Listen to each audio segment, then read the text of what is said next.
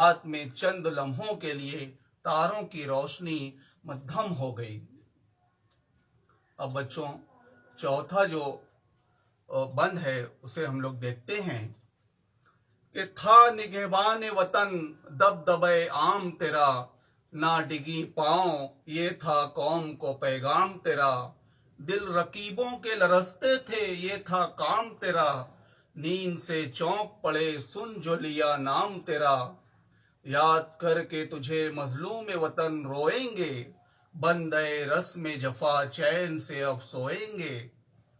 आइए इसकी तशरीह देखते हैं कि तिलक को आजादी प्यारी थी और वो कहते थे कि आजादी मेरा पैदाइशी हक है। वो मुल्क के निगहबान मुहाफिज थे, बेखौफ वो निडर थे और अपने हम वतन हिंदुस्तानियों को भी हमेशा बहादुरी से अंग्रेजों से लड़ने का दर्स देते थे। लोकमान्य तिलक ने त्योहारों के मौके पर हिंदुस्तानियों को इकट्ठा करके कौमी यकजहती का पैगाम दिया। अंग्रेज उनकी ऐसी ही दूर अंदेशी से खौफजदा रहते थे कि कहीं हिंदुस्तानी अगर एक हो जाएं तो अंग्रेजों की हुकूमत का खात्मा न कर दें। मजलूम हिंदुस्तानी लोकमान्य तिलक को याद करके रोएंगे और जिन अंग्रेजों की नींदें लोकमान्य तिलक के कारनामों से उड़ चुकी थीं, अब वो आराम से सोएंगे। लोकमान्य तिलक ने केसरी अखबार के जरिए, मराठी का एक अखबार वो शाये करते थे, उसमें मज़ामीन के जरिए उन्होंने हिंदुस्तानियों को बेदार किया। अब जो अगला बंद है उसकी बुलंद ख्वानी करते हैं। औज हिम्मत पे रहा तेरी वफा का खुर्शीद, मौत के खौफ पे गालिब रही खिदमत की उम्मीद, बन गया कैद का फरमान भी राहत की नवीद, हुए तारीक ये जिंदा में तेरे बाल सफेद, फिर रहा है मेरी नजरों में सरापा तेरा, आह वो कैद सितम और बुढ़ापा तेरा। बच्चों, इसकी तशरीह देखते हैं कि स्वदेशी अशिया हैं, यानी कि हमारे मुल्क की जो चीजें हैं उनका इस्तेमाल कीजिए और गैर मुल्की अशिया का बाइकाट कीजिए, मुखालिफत कीजिए।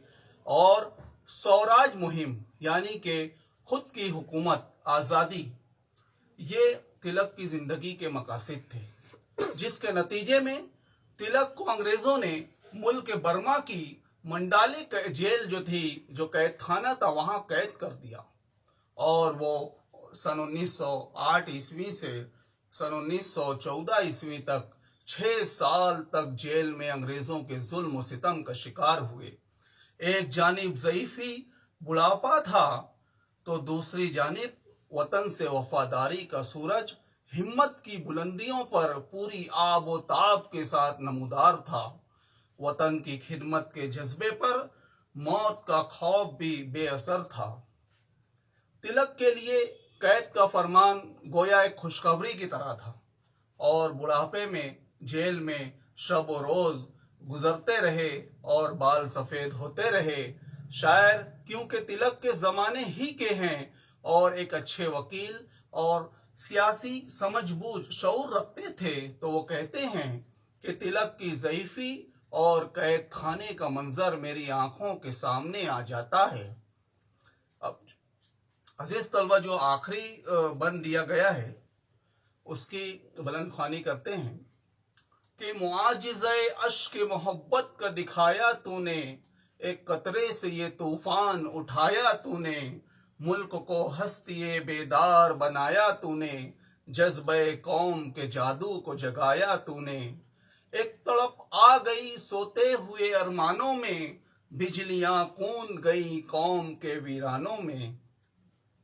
इस छठे और आखिरी बंद की तशरीह देखते हैं। शायर कहते हैं कि तिलक को जो अपने वतन हिंदुस्तान से मोहब्बत थी और वतन की गुलामी के दर्द से उनके जो आंसू बहे, उस आंसू के कतरे ने एक कौमी यकजहती और अजीम इत्तेहाद और बेदारी का तूफान खड़ा कर दिया।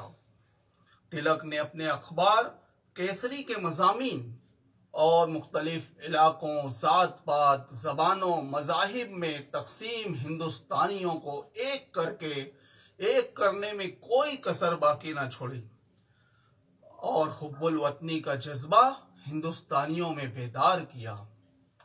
اب ہم اس کے بعد جو مشقی سرگرمیاں ہیں ان کو یکے بعد دیگرے دیکھتے ہیں۔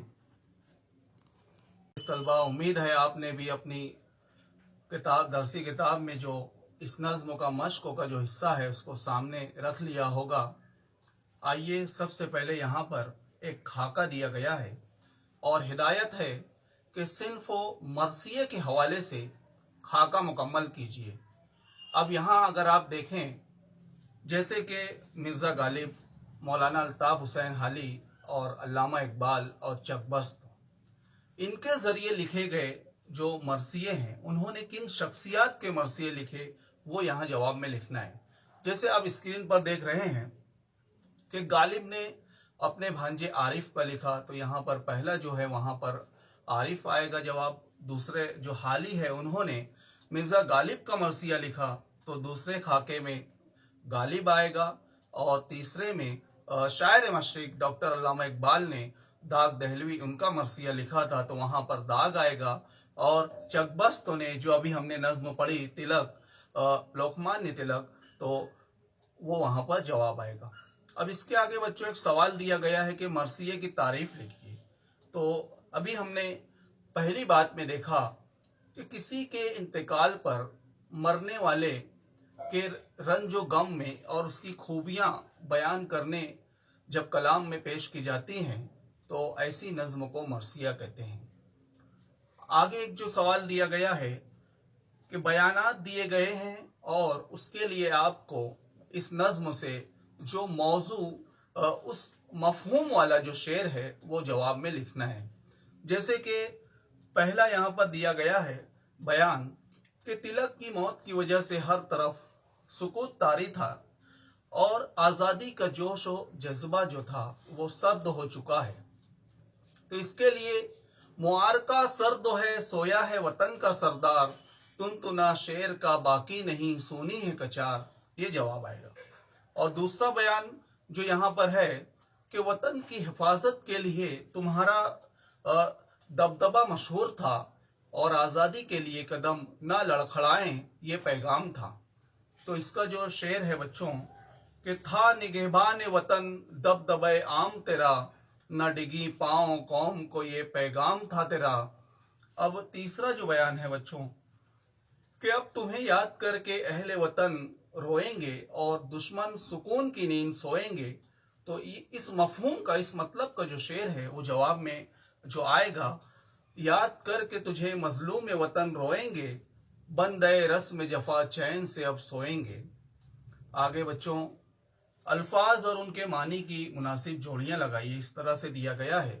تو اسکرین پر آپ لوگ دیکھیے یہاں پر کہ یہاں پر الفاظ ہیں اور اس کے آگے تیسرا جو کالم ہے اس میں جواب دیا گیا ہے۔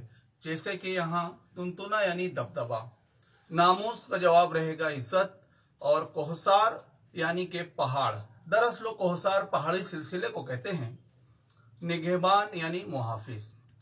اب اگلا یہاں پر جو ہے تو کچھ الفاظ دیے گئے ہیں اور ان الفاظ کی ضدیں آپ کو مرثیے سے تلاش کر کے لکھنا ہے۔ جیسے کہ زیستو، اسکرین پر آپ دیکھیے، زیستو کا موت آئے گا، زیستو یعنی زندگی، اور اس کے بعد تیرگی یعنی کہ یہاں پر جو ظلمت اندھیرا جو ہے اس کا روشنی آئے گا، اور مردنی یعنی اداس ہو جانا، تو مرجھا جانا اس طرح سے، تو اس کا شادابی آئے گا، اور ابدی کا ازلی آئے گا، رفیق یعنی دوست ہوتا ہے تو اس کی ضد رقیب جو ہم لوگ مرثیے سے یہاں پر جواب لکھ رہے ہیں، اور ظالم کا نگہبان یعنی محافظ۔ اور بچوں اس کے بعد دو الفاظ دیے گئے ہیں خبر اور شجر، اس کے ہم صوت الفاظ آپ کو جواب میں لکھنا ہے۔ تو ہم صوت یعنی ہم آواز یعنی کہ ہم قافیہ، جیسے کہ پر، خبر اور شجر، پر اور کر۔ اسی طرح اگر ہم باہر سے دیکھیں اضافی تو لہر، مگر، زہر اور قہر۔ اس کے بعد بچوں ایک شعر دیا گیا ہے اور اس کی تشریح آپ سے پوچھی گئی ہے کہ آخر کا جو شعر ہے آخری بند میں کہ ایک تڑپ آ گئی سوتے ہوئے ارمانوں میں، بجلیاں کون گئی قوم کے ویرانوں میں۔ اب اس کی تشریح، اس کا مفہوم ہمیں لکھنا ہے، تو اس کی تشریح کچھ اس طرح سے رہے گی کہ تلک نے سوئی ہوئی غافل قوم کو بیدار کیا اور انہیں غلامی سے آزادی کی طرف مائل کیا اور اپنے ملک کو انگریزوں سے آزاد کروانے کا جوش و جذبہ جگایا اور اتحاد کا پیغام دیا۔ اس کے بعد بچوں ایک شعر دیا گیا ہے اور اس کی صنعت آپ کو پہچاننا ہے کہ پتیاں جھک گئیں مرجھا گئے صحرا کے شجر، رہ گئے جوش میں بہتے ہوئے دریا تھم کر۔ یہاں پر اس شعر میں صنعت مبالغہ یہ صنعت استعمال کی گئی ہے کیونکہ شاعر نے تلک سے محبت عقیدت میں پتیوں کے جھک جانے اور صحرا کے درختوں کے مرجھانے اور دریاؤں کے تھم جانے کا جو ذکر کیا ہے، حقیقت میں یہ ممکن نہیں، اس لیے یہ شعر صنعت مبالغہ کی مثال ہے۔ اور بچوں اس کے بعد آپ کو ایک لفظ دیا گیا ہے مظلوم، اس سے آپ کو فاعل اور فعل بنانا ہے۔ تو اگر آپ یہاں اسکرین پر دیکھیں کہ یہاں پر مظلوم فعل رہے گا ظلم، فاعل ظالم اور مفعول مظلوم۔ اس طرح ہم نے مشقی سوالات دیکھے۔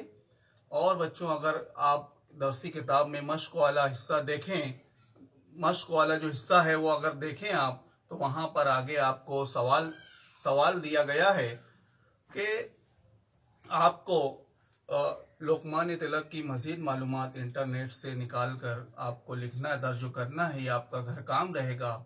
اور اس کے علاوہ آپ اگر دیکھیں تو حضرت ٹیپو سلطان رحمۃ اللہ علیہ، ان پر ایک غیر درسی اقتباس دیا گیا ہے، اس کا مطالعہ بھی آپ ضرور کیجئے اور اس سے جو خاکہ دیا گیا ہے اس خاکے کو بھی مکمل کیجئے۔ تو اس طرح آج ہم نے 9ویں جماعت کی جو 5ویں نظم ہے تلک کی موت پر برج نارائن چکبست کی لکھی ہوئی اس نظم کا مطالعہ کیا۔ انشاءاللہ اگلی کسی نظم یا سبق کے ساتھ ہماری ملاقات ہوگی۔ خدا حافظ۔